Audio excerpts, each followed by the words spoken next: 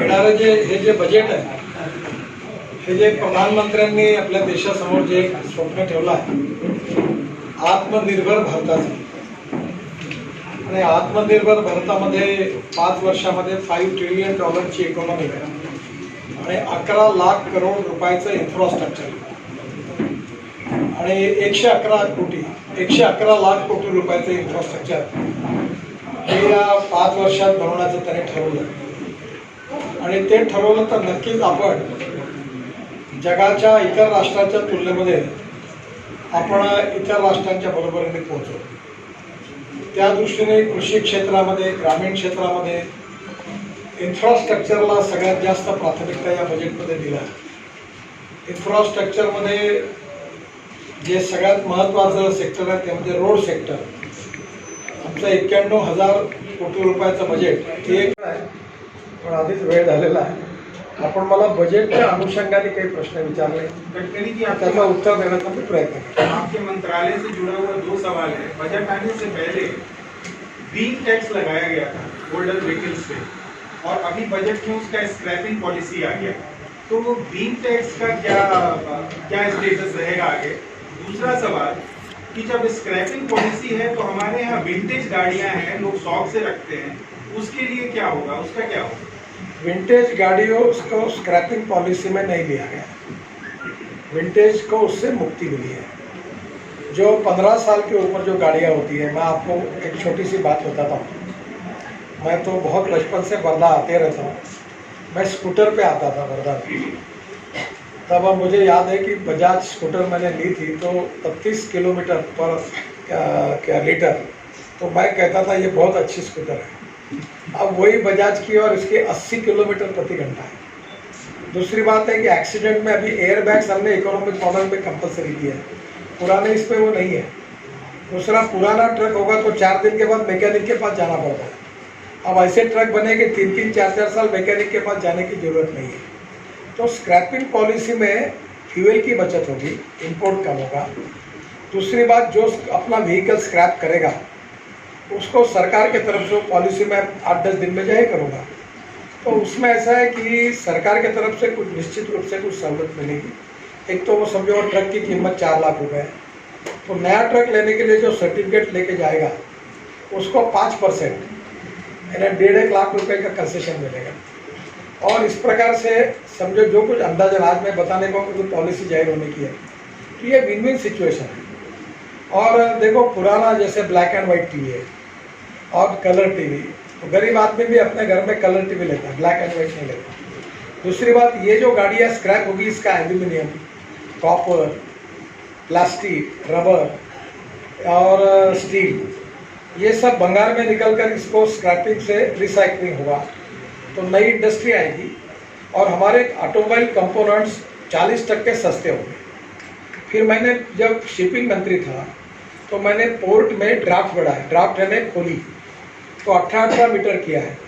तो दुनिया भर का भंगार अपना इंडिया में आएगा, तो वो पूरा सस्ता हो जाएगा. तो हमारे यहाँ एंसरी इंडस्ट्री डेवलप होगी और आने वाले समय में कम से कम 25 लाख युवाओं को रोजगार मिलेगा. क्योंकि हमारे दुनिया में 5 साल के अंदर हम वर्ल्ड में नंबर 1 का ॲटोमोबाईल मॅन्युफॅक्चरिंग हब. त्यामुळे आज निश्चितपणे शेतकऱ्यांना हे वरदान ठरणार आहे. आपल्या ज्या गाड्या आहेत त्याची स्क्रॅपिंग पॉलिसी याच्यात आलेली आहे. मोठं जे रिसर्च सेंटर आणि ट्रेनिंग सेंटर सुरू केला, काम मंजुरी दिली आहे. तसं वर्धेलाही पण सगळ्या ग्रामीण कृषी आणि विशेषतः जंगलाशी रिलेटेड जे रॉ मटेरियल आहे त्याच्या आधारित आपल्या हस्तकला, हँडलूम, हँडीक्राफ्ट याचं ट्रेनिंग, रिसर्च करणारी एक जागतिक स्टँडर्डची व्हावी अशी संस्था तयार करणार आहे. आणि या संस्थेकरता मी 50 कोटी रुपये हे माझ्या विभागाकडनं त्यांना देईल आणि त्याची तयारी करण्याकरता सांगितलं आहे. त्याला लवकरच फुल टाईम डायरेक्टर देखील मिळेल. आणि आजच मी त्याच्या बोर्डावर जी नियुक्ती केली होती त्यातले काही लोकही पण आहेत. आणि वर्धा जिल्ह्याला मी त्या विभागाचं काम असं आहे, 2 वर्षापासून ती संस्था अस्तित्वात आहे की नाही, की कोणी प्रेसशी संबंध तो ठेवत नाही, तिथला डायरेक्टर बोलायला तयार नसतो, अनेक प्रकार तिथे घडतात, त्याची प्रतिक्रिया घ्यायला जातो, याचा त्यांच्याशी काही संबंध नाही, नुसते कृपया संपर्क करण्याचं बेछूट उत्तर देतो. त्याच्या त्या वागणुकीला काही आपण असताना तर ती अपेक्षित नाही त्याच्याकडून वागणूक सर्वच तक्रार आहे त्याच्या. येणाऱ्या काळामध्ये चांगला डायरेक्टर आणि चांगली संस्था अशी होईल त्याचा मी तुला मंत्रालय आणि हे नेहमी तेवढ्यासाठी सांगते 90% काम होते आणि मग तेवढ्या बरोबर डिझाईन वेगळं आलं की मंत्रालय काम थांबवते. हे कुठेतरी थांबलं पाहिजे. भविष्यात तुम्हाला देशात प्रत्येक ठिकाणी अडचणी आहेत. रेल्वेच्या याच्यावर प्रत्येक गोष्ट त्यांच्या अप्रूव्हल शिवाय नाही करणार. तुम्ही थोडं रेल्वेकडे जाऊन खोलात जाऊन चौकशा करू. तुम्ही पण त्यांना एकदा विनंती करा. पण माझ्या लक्षात आलाय प्रॉब्लेम काय, मी लक्ष घालून त्याच्यातून. आणि एक गोष्ट तुमची खरी आहे की इतके दिवस ते काम लटकले हे मला किती 4-4 वर्ष आणि शेवटच्या टोकापर्यंत सगळं झालं. नितिन जी, अब गांधी जी की कर्मस्थली में मौजूद हैं। यहाँ से अहिंसा का पाठ पढ़ाया था गांधी जी ने, और आज इसी 2 अक्टूबर तक किसान आंदोलन जो है वो बढ़ाने की बात की गई है। मतलब किसानों का ये कहना है कि हम 2 अक्टूबर तक गांधी जयंती तक वहां से हटेंगे नहीं, तीनों बॉर्डर से। तो क्या कहते हैं इस कर्मस्थली से गांधी जी को, आप भी खुद जानते हैं इतना लंबा सफर आपने तय किया राजनीति में, आपने भी किसानों को करीब से देखा है और सब देखा है, तो आप क्या कहेंगे कि किस तरह से सद्बुद्धि है और किस तरह से ये जो सरकार के विरोध में जो वातावरण बन रहा है, जो नेता इसमें स्वार्थी जो अपना हित साध रहे हैं, क्या कहेंगे आप? पहली बात तो ऐसी कि हमारी सरकार किसानों के हित में काम कर रही है। मैंने बहुत बार मीडिया में एक प्रश्न पूछा कि तीनों कानून बनाए हमने, इसमें से कौन सा कानून, कौन सा एक्ट, कौन सा नंबर किसान के विरोध में हमें बताइए। मुझे बताइए कि अगर हम लोग मंडी में माल बेचते हैं और उससे ज़्यादा भाव किसानों को अगर कोई देता है तो क्या उसको बेचने का अधिकार नहीं है? हम फार्मेसी के दुकान में जाते हैं, दवाई लेते हैं, तो दवाई की कीमत दुकानदार जो बोलता है वही हमको देनी पड़ती है। अगर हम लोग कहीं रेस्टोरेंट में जाते हैं, चाय नाश्ता करते हैं, उसका बिल वो जो बोलता है वही देता है। कपड़े के दुकान में जाते हैं, कपड़े के भाव में जो लिखा रहता है वही देना पड़ता है। तो क्या किसान को अपने फसल का भाव तय करने का अधिकार नहीं है कि वो दूसरा तय करेगा? अब मैं खुद, मेरे अब सब्जी लगती है ऑर्गेनिक, मैं प्रताप नगर चौक में एक शेतकरी बाजार में बेचता हूँ, तो मेरा 8% बिचौलियों का कमीशन भी बचा और मुझे 5 से 10 रुपये ज़्यादा रेट भी मिलता है। तो क्या मेरा अधिकार नहीं है? तो पहली बात तो ये कानून जो है वो किसानों के विरोध में कोई नहीं है। मैं बाकी टीवी इंटरव्यू पर काफ़ी संक्षेप डिटेल में ये बोल चुका हूँ। रही बात एमएसपी की, तो एमएसपी के लिए ये हमारी पहली सरकार है कि जिसने 3.5 लाख करोड़ अभी तक दिए हैं। आज तक कभी देश के इतिहास में इतने पैसे नहीं दिए थे। और समस्या है क्योंकि इंटरनेशनल प्राइस और मार्केट प्राइस से एमएसपी ज़्यादा हो रही है। एक तरफ हमारे पास पूरे दुनिया को, वर्ल्ड को हम दे सकते इतना चावल हमारे पास है, चावल surplus, wheat surplus, sugar surplus. पिछले साल हमने 60 लाख टन शुगर एक्सपोर्ट करने के लिए 10 रुपये के भाव से 6000 करोड़ रुपए हमने सब्सिडी दी है। तो मैं मानता हूँ कि सरप्लस ये हमारी प्रॉब्लम है और इसलिए एडिबल ऑयल में हम शॉर्ट सप्लाई में हैं। जैसे हम लोग 90,000 करोड़ का तेल इंपोर्ट कर रहे हैं, तो तेल बिया में ज़्यादा किसानों ने लगाना चाहिए, क्रॉप पैटर्न बदलना चाहिए। तो एग्रीकल्चर में समस्याएं हैं और हम पॉजिटिव हैं। और एग्रीकल्चर का डाइवर्सिफिकेशन हमने एनर्जी और पावर सेक्टर की तरफ भी किया है और मेरा विश्वास है कि धीरे धीरे इसकी समस्याएं सुलझाई जाएगी। और कुछ लोग किसानों को गुमराह कर रहे हैं, तो मैं किसानों को ये अपील करूंगा कि हमारी सरकार उनकी सभी बातों के लिए कटिबद्ध है, वो संवाद करें। हमारे तोमर जी ने बार बार बात करने की कोशिश की, निश्चित रूप से वे आउट निकलेगा और हम किसानों का भला करने के लिए कटिबद्ध हैं। सर, दिव्यांगांना फास्टॅगमध्ये काही सवलत आहे का?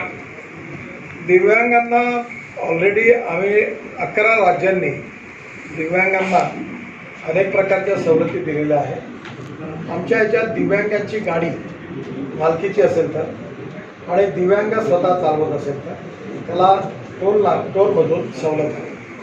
सर, वर्ध्यात 100 एकर जागा हिंदी विद्यापीठाला दिली, विद्यापीठाला।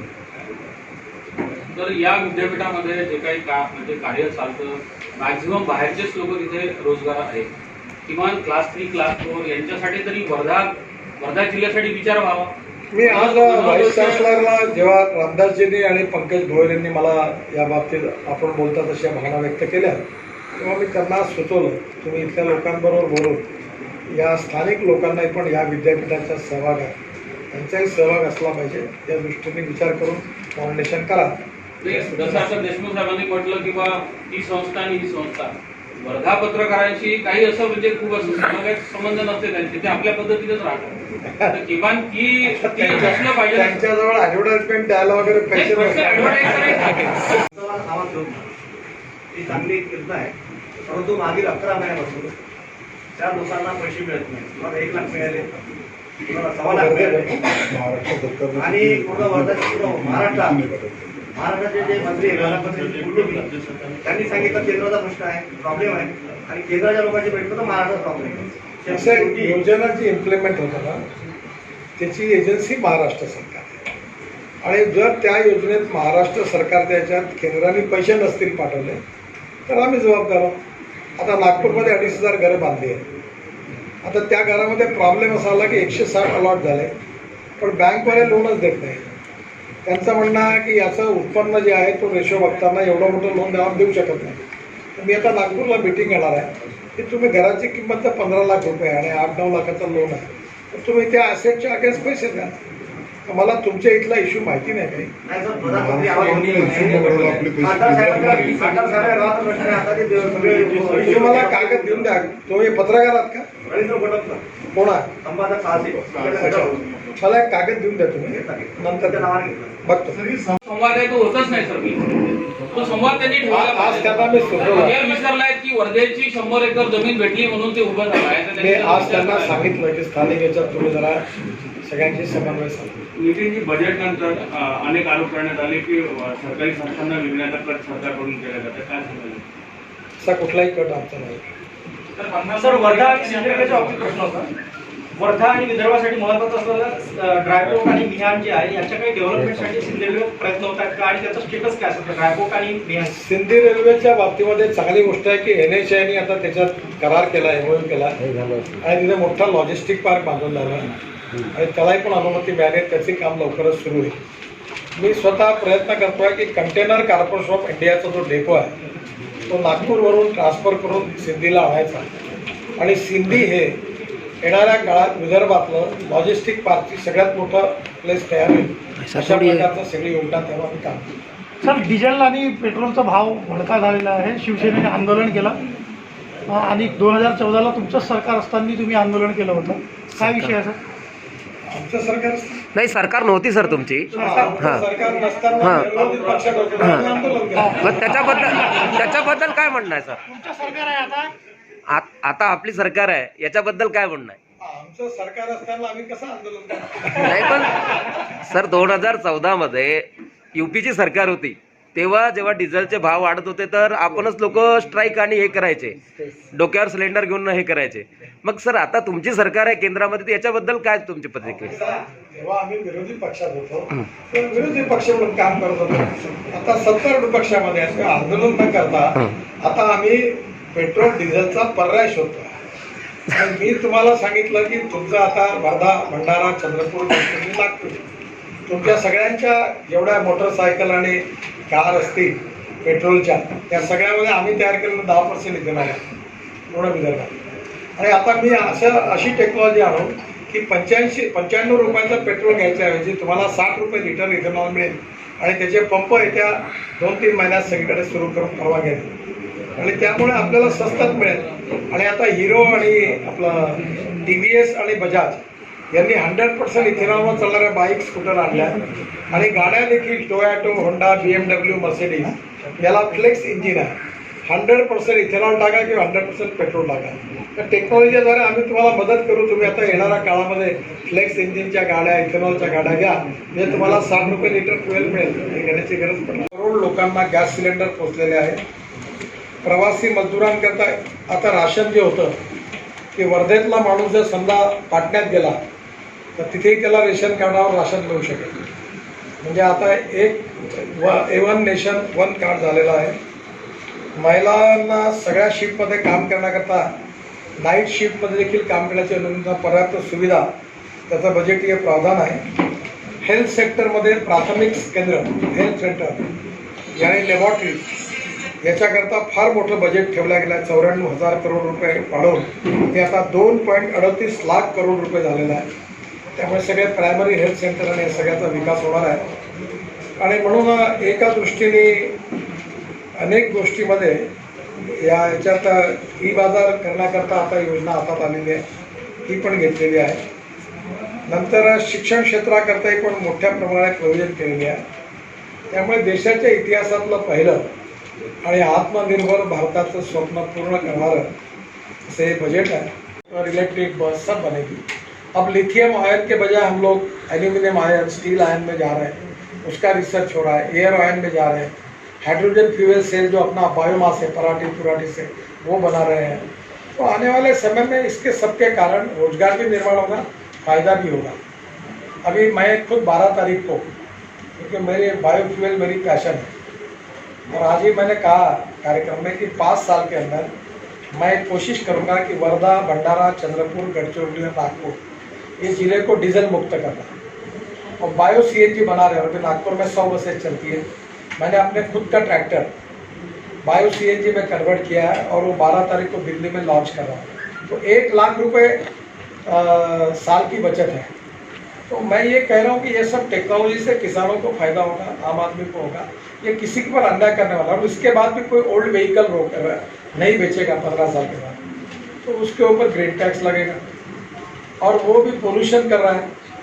तो इसलिए बने तक लोग नए गाड़ी और नया व्हीकल ले लेंगे, वो नौबत आएगी नहीं, ऐसा मेरा विश्वास. वो एग्जिस्ट करेगा ना सर, साइमल्टेनियसली ग्रीन टैक्स भी एग्जिस्ट करेगा ना. 100%. सर एमएससीबीच्या माध्यमातून प्रश्न आहे. तुम्ही म्हटलं की याच्यावरच विचार पाहून विचारतो. एमएससीबीचं खातं तुमच्याकडे आहे. वर्धेला पूर्ण देशातला एकमेव संस्था आहे. तो वर्धा केंद्रबिंदू ठेवून वर्धेकरांसाठी काही बेरोजगारीच्या माध्यमाने काही विषय होतो आणि काही योजना तुमच्याकडे आहेत. वर्धामध्ये मी आज एमगिरीमध्ये गेलो होतो, आणि एमगिरी ही जगातली कृषी आणि ग्रामीण क्षेत्रातला विकास करणारी औद्योगिक संस्था महात्मा गांधींच्या नावाने आहे. आणि एमगिरीला मी वर्ल्ड स्टँडर्डचं IIT पेक्षाही चांगलं ग्रामीण कृषी क्षेत्राशी संबंधित आणि विशेषतः जंगल आणि आदिवासी क्षेत्रातल्या टेक्नॉलॉजी विकसित करणारं हँडलूम, हँडीक्राफ्ट्स, म्हणजे ज्याच्यामध्ये आता आपल्या भद्रावतीला जे सेंटर आहे, करोड लोकांना गॅस सिलेंडर पोचलेले आहे. प्रवासी मजदुरांकरता आता राशन जे होतं की वर्धेतला माणूस जर समजा पाटण्यात गेला तर तिथेही त्याला रेशन कार्डावर राशन मिळू शकेल. म्हणजे आता एक A1 नेशन 1 कार्ड झालेलं आहे. महिलांना सगळ्या शिफ्टमध्ये काम करण्याकरता नाईट शिफ्टमध्ये देखील काम करण्याची अनुमती, पर्याप्त सुविधा, त्याचं बजेटीय प्रावधान आहे. हेल्थ सेक्टरमध्ये प्राथमिक केंद्र, हेल्थ सेंटर आणि लॅबॉरेटरी याच्याकरता फार मोठं बजेट ठेवलं गेलं आहे. 94,000 करोड रुपये वाढवून ते आता 2.38 लाख करोड रुपये झालेलं आहे. त्यामुळे सगळे प्रायमरी हेल्थ सेंटर आणि सगळ्याचा विकास होणार आहे. आणि म्हणून एका दृष्टीने अनेक गोष्टीमध्ये याच्यात ई बाजार करण्याकरता आता योजना हातात आलेली आहे, ती पण घेतलेली आहे. नंतर शिक्षण क्षेत्राकरताही पण मोठ्या प्रमाणात नियोजन केलेले आहे. त्यामुळे देशाच्या इतिहासातलं पहिलं आणि आत्मनिर्भर भारताचं स्वप्न पूर्ण करणारं असे बजेट आहे.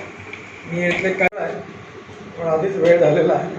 आपण मला बजेटच्या अनुषंगाने काही प्रश्न विचारले, गडकरी जी त्याचा उत्तर देण्याचा मी प्रयत्न करेन. आपके मंत्रालय से जुड़ा हुआ 2 सवाल है. बजट आने से पहले व्हील टैक्स लगाया गया था ओल्डर व्हीकल्स पे, और अभी बजट में उसका स्क्रैपिंग पॉलिसी आ गया. तो वो व्हील टैक्स का क्या स्टेटस रहेगा आगे.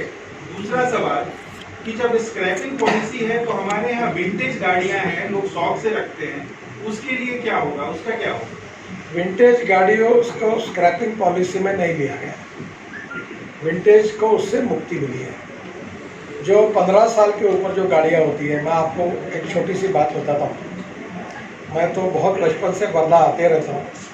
मैं स्कूटर पे आता था वर्धा. तब अब मुझे याद है कि बजाज स्कूटर मैंने ली थी तो 33 किलोमीटर पर लीटर. तो मैं कहता था ये बहुत अच्छी स्कूटर है.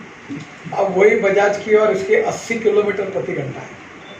दूसरी बात है कि एक्सीडेंट में अभी एयर बैग्स हमने इकोनॉमिक मॉडल में कंपलसरी किया है, पुराने इस पर वो नहीं है. दूसरा, पुराना ट्रक होगा तो 4 दिन के बाद मैकेनिक के पास जाना पड़ता है.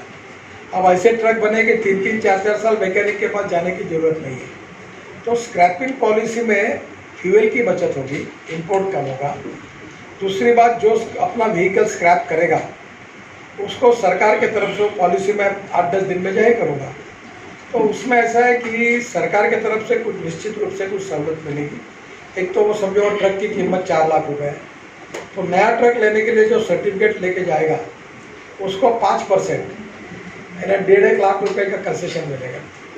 और इस प्रकार से समझो जो कुछ अंदाजा आज मैं बताने को क्योंकि पॉलिसी जाहिर होने की है, तो ये विन विन सिचुएशन है।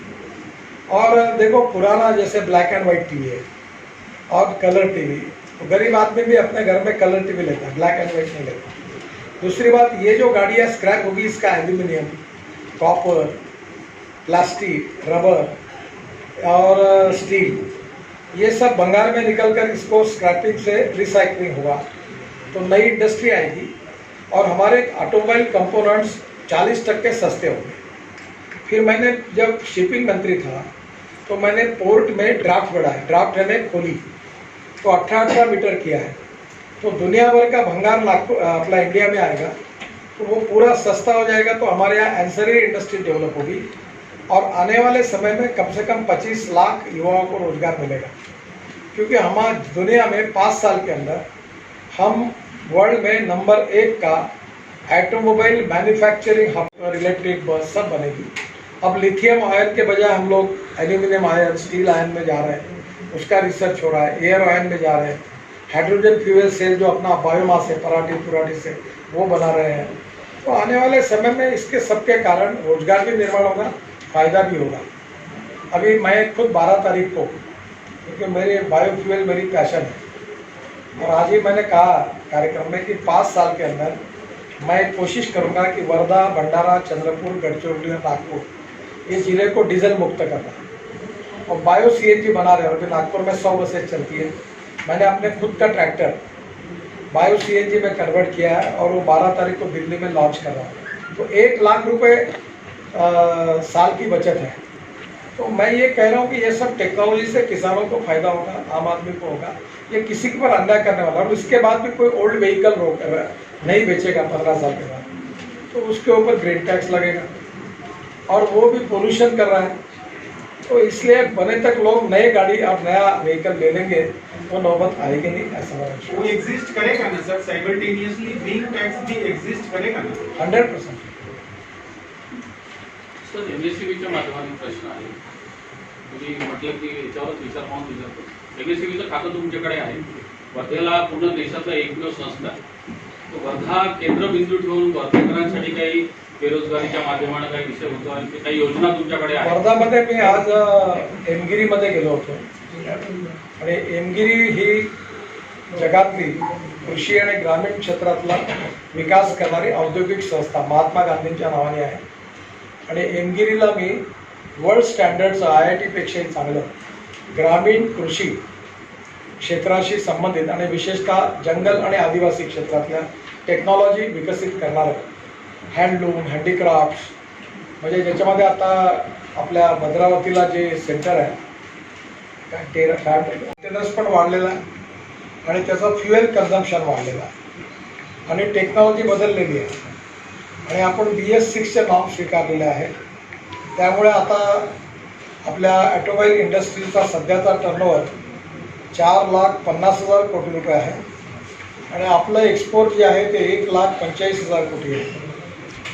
आणि सगळ्यात महत्त्वाची गोष्ट म्हणजे आपल्या इथे बजाज किंवा TVS सारख्या ज्या कंपन्या आहेत त्या 50% टू व्हीलर एक्सपोर्ट करतात। एक्सपोर्ट केल्यामुळे आपल्या इथल्या ॲन्सिलरी डेव्हलप होतात आणि रोजगार निर्माण होतो। आता आपण electric, ethanol, methanol, biodiesel, bio CNG याच्यावरचं हे इंधन आणलेलं आहे आणि त्यामुळे येणाऱ्या काळात import substitute, cost effective, pollution free आणि इंडिजिनियस या गाड्या येण्याची सुरुवात झाली। आता इलेक्ट्रिकच्या बसेस या बजेटमध्ये 25,000 बसेस सरकार आपल्या योजनेतून सिटी बस वाहतुकीकरता देणार आहे।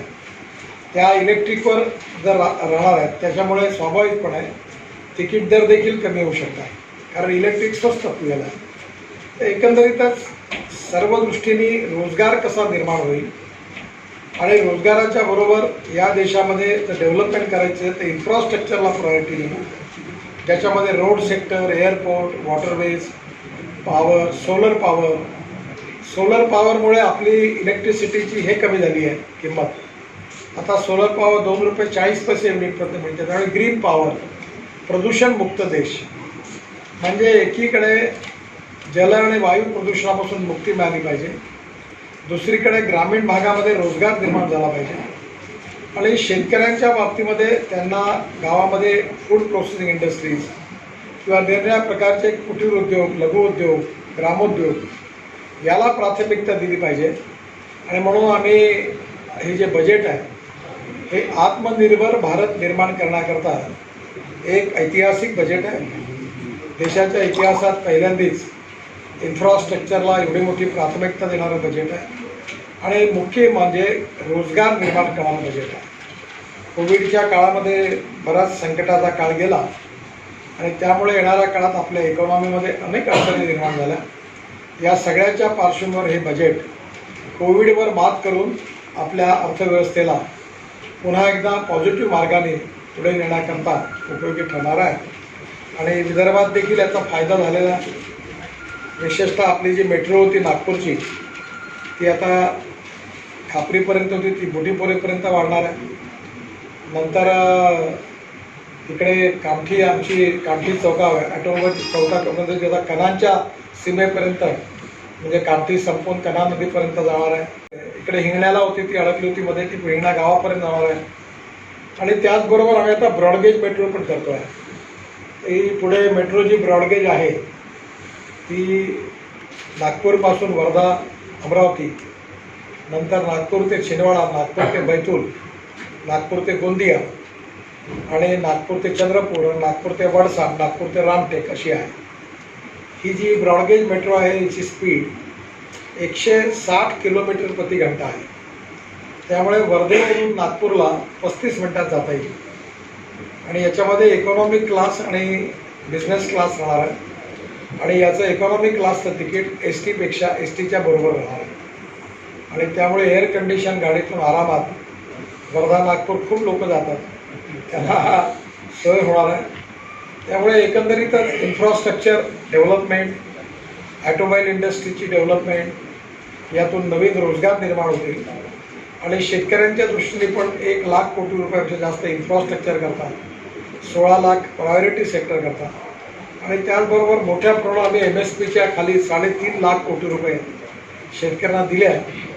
आणि निश्चितपणे गाव, गरीब, मजदूर शेतकऱ्यांचं कल्याण करून जे ॲस्परंट डिस्ट्रिक्ट आहे 114, 115 आणि ग्रामीण कृषी आणि जंगल आणि ट्रायबल क्षेत्र जे आहे त्या क्षेत्राचा विकास करण्याकरता तो जो गरीब टेनर्स पण वाढलेला आहे आणि त्याचा फ्युएल कन्झम्पशन वाढलेला आहे आणि टेक्नॉलॉजी बदललेली आहे आणि आपण BS6चे नॉर्म स्वीकारलेले आहे.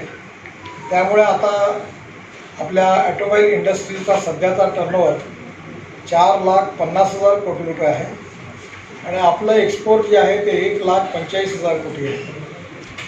आणि सगळ्यात महत्त्वाची गोष्ट म्हणजे आपल्या इथे बजाज किंवा TVS सारख्या ज्या कंपन्या आहेत त्या 50% टू व्हीलर एक्सपोर्ट करतात. एक्सपोर्ट केल्यामुळे आपल्या इथल्या ॲन्सिलरी डेव्हलप होतात आणि रोजगार निर्माण होतो.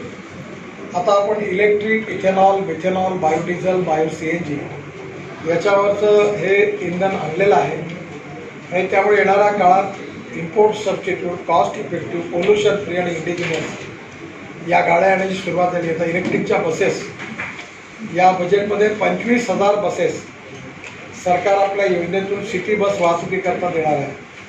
त्या इलेक्ट्रिकवर जर राहणार आहेत त्याच्यामुळे स्वाभाविकपणे तिकीट दर देखील कमी होऊ शकतात कारण इलेक्ट्रिक स्वस्त फ्युएल आहे. एकंदरीतच सर्व दृष्टीने रोजगार कसा निर्माण होईल आणि रोजगाराच्या बरोबर या देशामध्ये जर डेव्हलपमेंट करायचं तर इन्फ्रास्ट्रक्चरला प्रायोरिटी देणं, ज्याच्यामध्ये road sector, airport, waterways, power, solar पॉवरमुळे आपली इलेक्ट्रिसिटीची हे कमी झाली आहे किंमत. आता सोलर पॉवर 2 रुपये 40 पैसे युनिट प्रति मिळते. त्यामुळे ग्रीन पॉवर, प्रदूषणमुक्त देश, म्हणजे एकीकडे जल आणि वायू प्रदूषणापासून मुक्ती मिळाली पाहिजे, दुसरीकडे ग्रामीण भागामध्ये रोजगार निर्माण झाला पाहिजे आणि शेतकऱ्यांच्या बाबतीमध्ये त्यांना गावामध्ये फूड प्रोसेसिंग इंडस्ट्रीज किंवा निरनिराळ्या प्रकारचे कुटीर उद्योग, लघुउद्योग, ग्रामोद्योग याला प्राथमिकता दिली पाहिजे. आणि म्हणून आम्ही हे जे बजेट आहे हे आत्मनिर्भर भारत निर्माण करण्याकरता एक ऐतिहासिक बजेट आहे.